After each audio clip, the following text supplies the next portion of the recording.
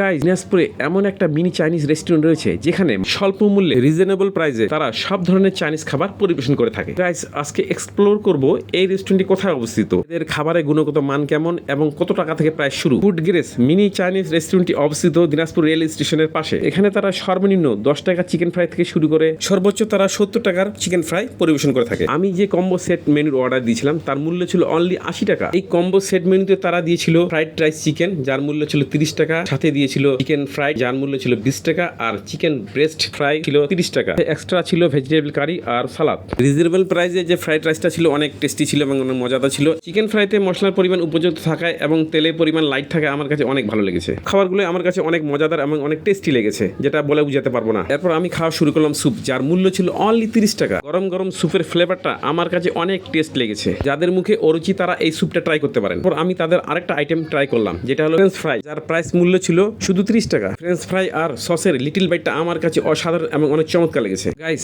Reasonable প্রাইসে এত কিছু পাবো আমি কখনোই ভাবিনি। সার্ভিস যথেষ্ট ভালো ছিল। তো গাইস, কবে আসেন প্রিয়জন ও পরিবারকে নিয়ে স্বল্প মূল্যে ফুড গ্রেস মিনি চাইনিজ রেস্টুরেন্টে খেতে? ইউনিক ভিডিও পেতে হলে আমাকে ফলো করুন। শেষে কোল্ড ড্রিঙ্ক খেয়ে বাসার উদ্দেশ্যে রওনা দিলাম। আজ পর্যন্ত ভালো থাকবেন, সুস্থ থাকবেন। আল্লাহ হাফেজ।